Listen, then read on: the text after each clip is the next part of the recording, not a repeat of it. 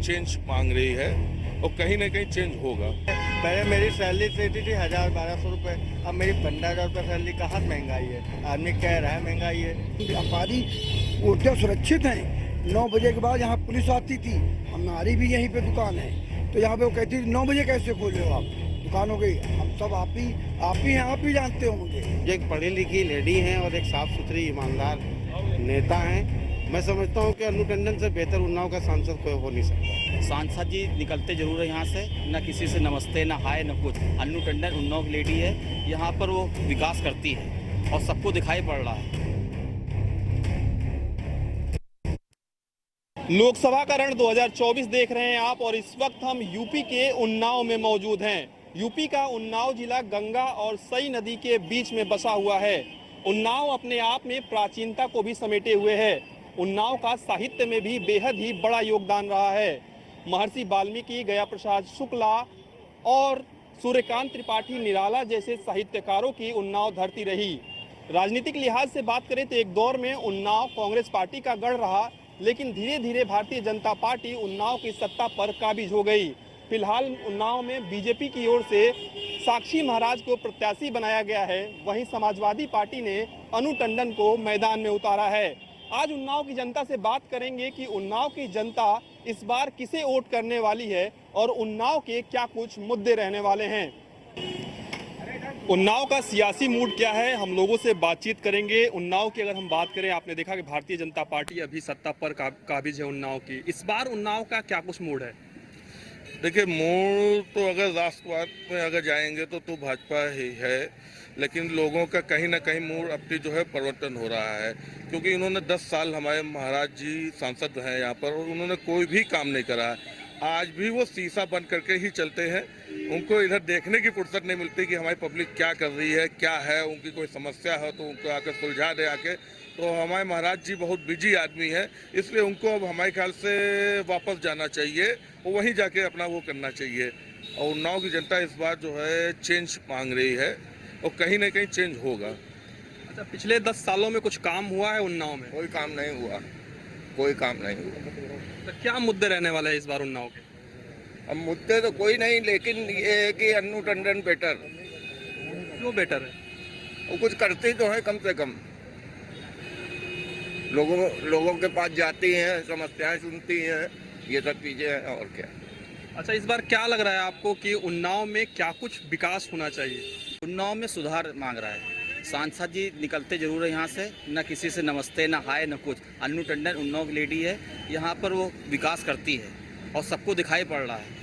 हम तो भाजपा के साथ में है, लेकिन जो है महाराज जी हमारे ठीक नहीं है।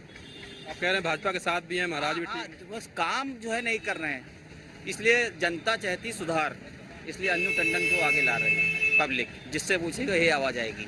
अच्छा, क्या राष्ट्रीय मुद्दे भी इस बार हावी रहेंगे या क्षेत्रीय मुद्दे ही उन्नाव में हावी हैं? देखिए, राष्ट्रीय मुद्दे तो अपनी जगह हैं, वो तो हावी हमेशा रहते हैं, चाहे जो पार्टी हो। हर पार्टी में राष्ट्रीय मुद्दे होते हैं, लेकिन हम लोग उन्नाव के वासी हैं। हम लोग चाहते हैं कि यहाँ पर विकास होना चाहिए। जो यहाँ पर विकास के लिए हमारे महाराज जी बिल्कुल सही नहीं है, और हमारे लिए तो सबसे बढ़िया मैडम है। मैडम कम से कम किसी के यहाँ गरीब के यहाँ शादी में जाती हैं, आती हैं, कम से कम उनकी आर्थिक मदद भी कर देती हैं। महाराज जी के पास तो इतना समय भी नहीं है कि वो उन्नाव की जनता से मिल सके। उनको ये भी नहीं मालूम होगा अभी तक कि पूरे गांव कौन कौन से हैं उन्नाव में। और उन्होंने एक गांव गोद लिया था, टीकरगढ़ी जिसका नाम है। आज तक की उस गढ़ी में बिल्कुल गढ़ी गया है, वो अंदर बिल्कुल गड्ढे में चला गया है। आज तक की उस गांव में महाराज जी हमारे ख्याल से 5-6 बार गए होंगे। तो इस ऐसे गांव लेने का गोद मिलने का क्या मतलब है? अच्छा, उन्नाव की अगर हम बात करें, साक्षी महाराज अपने बयानबाजी को लेकर भी काफ़ी चर्चाओं में रहे। इस बार आप लोग क्या देखते हैं उन्नाव का माहौल? उन्नाव में एक अच्छा सांसद हो जो उन्नाव का विकास कर सके और उन्नाव का नाम पूरे इंडिया में रोशन हो। तो साक्षी के ताल्लुक से तो मैं नहीं कहूँगा कि ये सही है सांसद, बल्कि अन्नू टंडन जो एक पढ़ी लिखी लेडी हैं और एक साफ सुथरी ईमानदार नेता हैं, मैं समझता हूँ कि अन्नू टंडन से बेहतर उन्नाव का सांसद कोई हो नहीं सकता। क्या अन्नू टंडन ने क्या किया है? जब वो सांसद थी तब उन्होंने क्या किया? तब उन्होंने गरीबों की मदद की, लोगों के दुख दर्द में शरीक हुई और लोगों का अच्छा साथ दिया उन्होंने सांसद रहते हुए, और जो एक सांसद को करना चाहिए उन्होंने वो किया। साक्षी महाराज ने कुछ विकास नहीं किया यहाँ? आप बताइए, आपको कुछ लगता है किया उन्होंने? आप यहाँ के रहने वाले हैं, आप बताएं। हम तो रहने वाले, तो हम तो बता तो रहे हैं आपको। आप बार बार पूछ रहे हैं, तो आपको लगता है कि कुछ किया उन्होंने? अच्छा, यहाँ पे क्या मूलभूत सुविधाएं होनी चाहिए जो नहीं हुआ?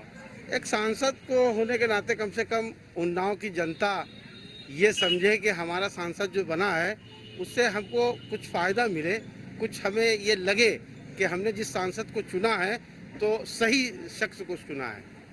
ये ना लगे कि कहीं से आ गया कोई, हमने उसको सांसद बना दिया। और दूसरी बात ये है कि जो सिर्फ उन्नाव उत्तर प्रदेश ही नहीं, पूरे मुल्क में एक ये बात फैली हुई है कि लोकतंत्र खतरे में है। तो लोकतंत्र को बचाना है, इसलिए अनु टंडन को जिताना है और आगे आने वाली जो सरकारें हैं उन सरकारों में भी बदलाव चाहता हूँ। केंद्र में भी बदलाव चाहते हैं आप? बिल्कुल बिल्कुल पूरी जगह, क्योंकि लोकतंत्र अगर बचेगा तभी देश बचेगा, और जब देश बचेगा तो हिंदू बचेगा, मुसलमान बचेगा। कैसे लगता है कि लोकतंत्र खतरे में? लोकतंत्र खतरे में इसलिए है कि अपनी मनमानी चल रही है, जहाँ देखो वहाँ किसी को लोकतंत्र खतरा इसीलिए कहा जा रहा है कि अगर कोई कहीं पर नमाज पढ़ रहा है तो उसको लातों से मारा जाता है, अगर कोई पूजा कर रहा है तो कोई ऑब्जेक्शन नहीं होता है। लेकिन हम ये चाहते हैं कि हिंदुस्तान की जो गंगा जमनी तहजीब है वो कायम रहेगी, लोकतंत्र सलामत रहेगा। अगर वो हट गई, यहाँ से हट गई और उस पर लोगों ने सवालिया निशान लगा दिया तो फिर लोकतंत्र कहाँ रह गया? गलत तो ये भी है ना कि सड़क पर नमाज पढ़ना, आपने नमाज का जिक्र किया। बात सड़क पर नमाज थोड़ी नहीं पढ़ने की हो रही है, बात ये हो रही है कि जो गंगा जमनी तहजीब है, गंगा जमनी तहजीब में नमाज और पूजा दोनों आती है। और जब अगर हम पूजा हो रही है तो नमाज भी पढ़ी जा सकती है। और जब नमाज में कितनी देर लगती है? 2, 3, 5 मिनट लगते हैं बस, कोई 1-2 घंटा तो लगता नहीं है। तो जब उसको हम सड़क पर नमाज गलत मानते हैं आप? बिल्कुल गलत मानते हैं।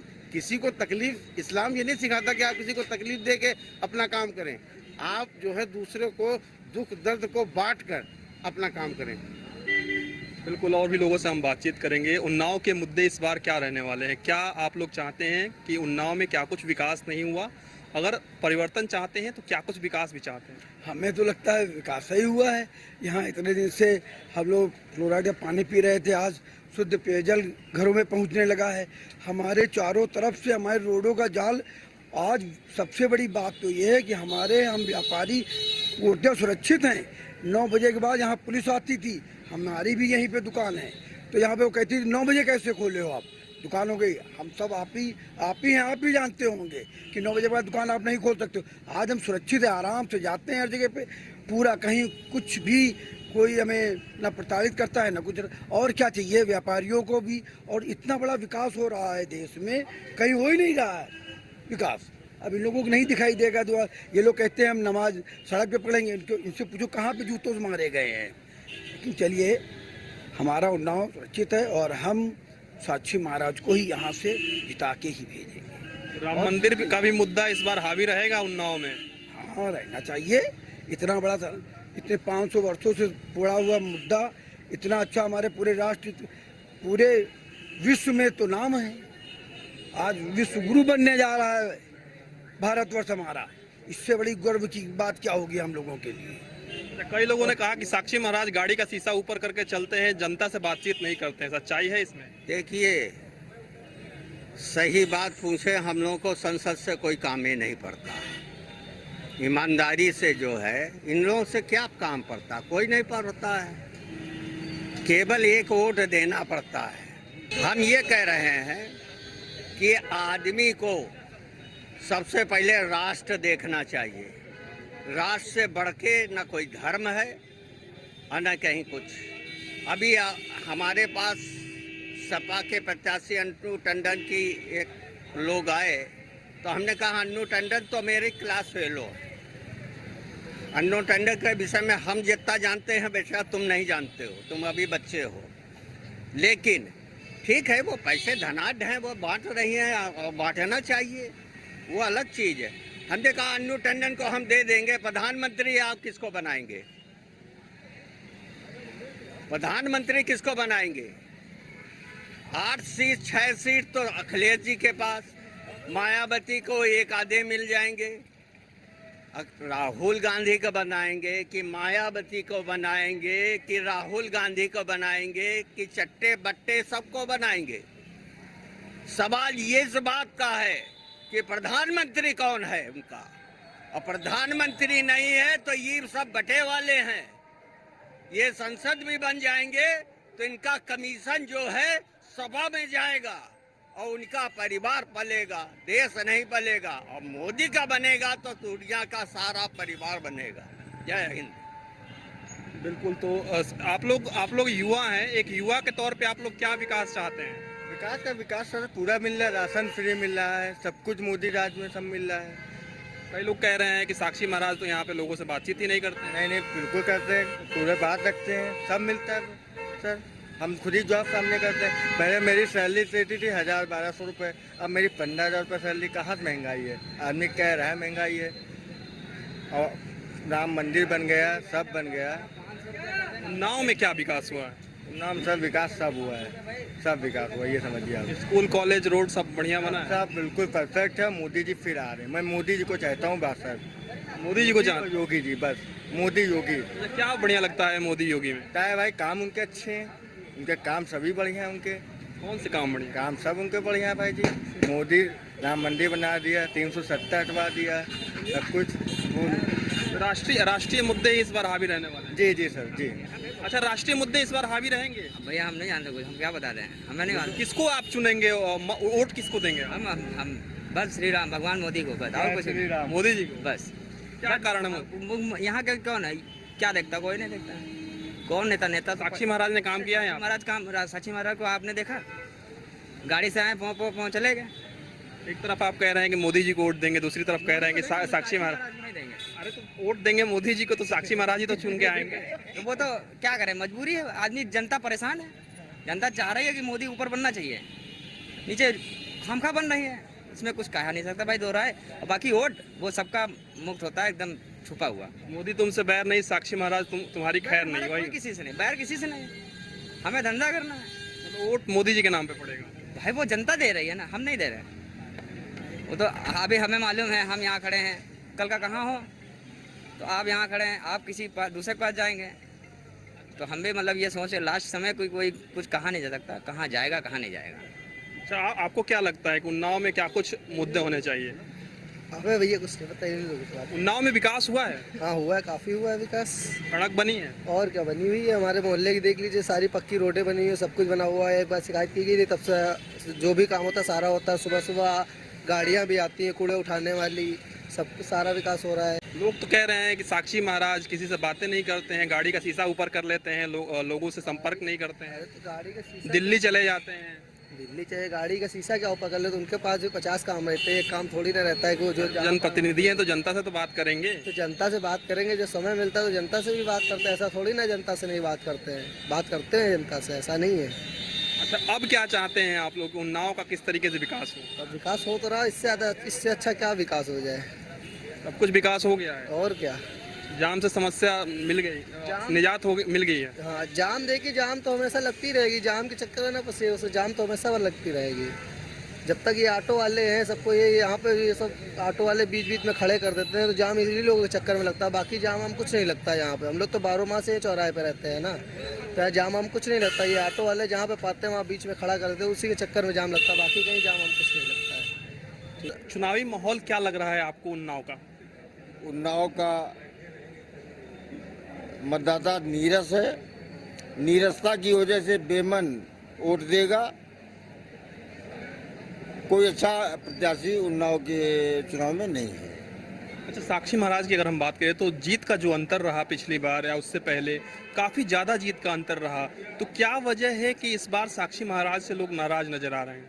उन्नाव को जनप्रतिनिधियों ने बिल्कुल चरागाह समझ लिया है। जो भी सांसद होता रहा है, उन्नाव का दुर्भाग्य है। चाहे जियाउर रहमान अंसारी रहे हों, चाहे देवी भगत सिंह रहे हों, चाहे साक्षी महाराज रहे हों, इन लोगों ने जनहित के काम नहीं किए, पब्लिक के काम नहीं किए, अपनी जेबें गर्म किया और चलते बने, कब्जा किया, प्रॉपर्टी बनाई, फार्म हाउस बनाए और चलते बने। इस वजह से पब्लिक नाराज है साक्षी महाराज से। मोदी की वजह से जबरिया बेमन वोट देगा। राष्ट्रीय मुद्दे हावी रहेंगे इस बार उन्नाव पे? हाँ, राष्ट्रीय मुद्दे तो हावी हैं ही। अगर राष्ट्रीय मुद्दे हावी न हो, मोदी को अगर अलग हटा के रख दिया जाए तो साक्षी महाराज को उन्नाव में 5,000 वोट भी पाना बड़ा मुश्किल हो जाएगा। अच्छा, समाजवादी पार्टी की अगर हम बात करें, अनु टंडन क्या यहाँ पर मजबूत स्थिति में है? नहीं, उनके पास एक वर्ग विशेष का वोट है और उनकी पार्टी का वोट है, इसके अलावा उनके पास कोई वोट नहीं है। अच्छा, यहाँ पे तमाम लोगों से हमने बातचीत की, उन्होंने कहा कि साक्षी महाराज गाड़ी का शीशा ऊपर कर लेते हैं, जनता से बातचीत नहीं करते हैं, लोगों से मुलाकात नहीं करते हैं, इसमें कितनी सच्चाई है? ये बात सही है, साक्षी महाराज यहाँ कभी नहीं रुकते हैं, विशेष अवसरों पे यहाँ केवल उपस्थिति दर्ज कराने आते हैं, बाकी न जनता से मिलते हैं न कोई विकास कार्य कराते हैं, ये बात सही है। साक्षी महाराज से लोग यहाँ पे नाराज हैं? साक्षी महाराज से नाराज हैं, लेकिन मोदी के नाम पर वोट दे रहे हैं। मतलब नाराज भी हैं और वोट भी देना है? जी, वोट देना है। ऐसी क्या मजबूरी है कि अगर नाराजगी है तो प्रतिनिधि जो जनप्रतिनिधि है उसको बदलते क्यों नहीं? ये पार्टी हाईकमान का काम है, हमारे लोगों का काम तो है नहीं, मांग तो की गई लेकिन नहीं बदला। लेकिन अब हम इनकी वजह से मोदी जी को नहीं हरा सकते। साक्षी महाराज से नाराजगी है लेकिन मोदी जी से नाराजगी नहीं है? नहीं नाराजगी, मोदी जी के नाम पर वोट दे रहे हैं, देंगे। अच्छा, उन्नाव में पिछले 10 सालों में क्या कुछ विकास के कार्य हुए हैं? दिखता तो नहीं है, कुछ भी विकास के कार्य नहीं हुए। ऐसा तो कुछ नहीं। साक्षी महाराज एक के बाद एक जीतते कैसे चले गए? अब की लोकल, मोदी जी का जो नारा है लोकल फॉर वोकल, वो काम करेंगे। कौन लोकल है यहाँ से? लोकल यहाँ से अनु टंडन वो जीत जाएंगे? काम करेगा। अब रिजल्ट तो भविष्यवक्ता नहीं हूँ मैं। माहौल है अनु टंडन? माहौल क्या उनमें क्या खासियत है, क्यों आप लोग अनु टंडन को चूज कर रहे हैं, पसंद कर रहे हैं? जनता के बीच में। साक्षी महाराज नहीं है जनता के बीच? जनता बता रही है, परिणाम बताएगा। अच्छा, अब इस बार क्या कुछ मुद्दे हावी रहने वाले हैं उन्नाव में? पूरे देश में हावी है बेरोजगारी। सबसे ज़्यादा आज़ादी के बाद इस समय बेरोजगारी है, महंगाई। वो सिलेंडर तो 1100 का बिक रहा है, जिसके लिए जिस समय यह सत्ता दल विपक्ष में था, हमें आज भी याद है सुषमा स्वराज जी, स्मृति ईरानी जी सिलेंडर कंधे पे लाद के जिस तरह से प्रोपेगेंडा चल रहा था, 50 रुपया महंगा हुआ था। आज तो 1100। आज नहीं दिख रही महंगाई क्या? वो उनका भारतीय जनता पार्टी का ब्रांड एम्बेसडर रामदेव अब की बार फला सरकार, पेट्रोल 35 रुपए, खुद उसकी कंपनी की वोट लगा दी सुप्रीम कोर्ट ने। फर्जी विज्ञापन, फर्जी स्लोगन, पूरी फर्जी प्रोपेगेंडा की एक बटालियन काम कर रही है क्या पूरे हिंदुस्तान में? हमारे देश के प्रधानमंत्री माननीय मोदी जी महाराष्ट्र में खड़े हो गए एनसीपी को नेशनल करप्ट पार्टी बताते हैं, अजीत पवार को चक्की पीसिंग बताते हैं और फिर उसी को डिप्टी सीएम बनाते हैं। इतना विरोधाभास अपनी ही भाषा में, अपने ही डायलॉग में। और लोगों से हम बातचीत करें, सनातन धर्म इस बार मुद्दा रहने वाला है उन्नाव में कि नहीं? सनातन धर्म का मुद्दा तो हमेशा रहेगा और रहता है, लेकिन समस्या पूरे हिंदुस्तान में देखें या उन्नाव में चाहे जहाँ देखें, सबसे जो बड़ी दिक्कत है वो है भ्रष्टाचार। सबसे बड़ी दिक्कत है भ्रष्टाचार। भ्रष्टाचार जो मुक्त होने के लिए जो मोदी ने संकल्प लिया, तो पूरी पार्टियां एक हो गई। पूरी पार्टियां एक हो गई। इस वजह से अब लोग कहते हैं कि महंगाई पे ये नहीं ध्यान दे रहे हैं कि हर साल जनसंख्या कितनी बढ़ रही है। हमारे पास खेती 1 बीघा है, संतानें कितनी बढ़ती चली जा रही, ज़मीन उतनी है। तो ये कोई महंगाई वाला मुद्दा, पहले आर्थिक स्थिति सोचनी चाहिए।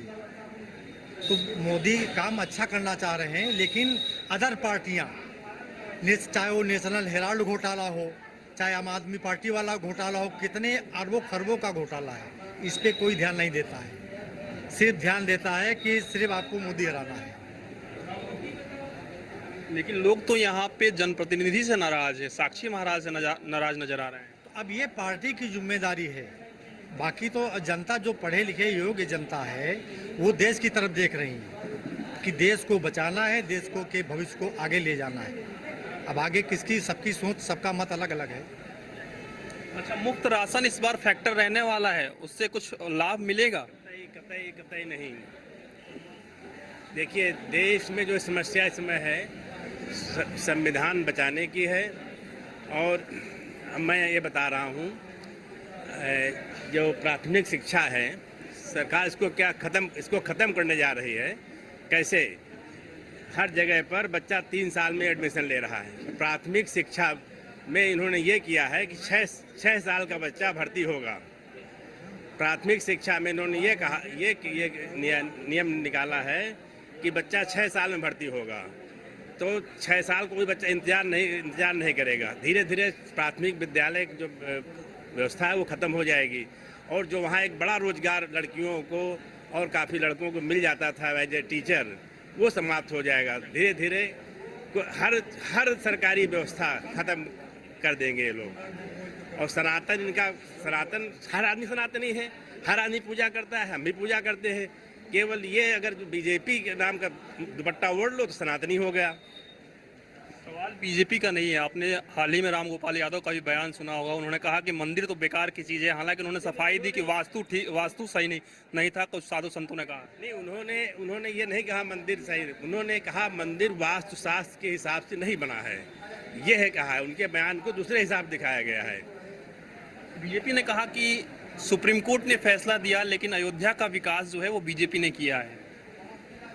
नहीं, कोई पार्टी होती, निर्णय के बाद कोई भी पार्टी होती, हर पार्टी मंदिर बनवाती और विकास करती। माफिया मुक्त उत्तर प्रदेश हुआ है, आपको लगता है?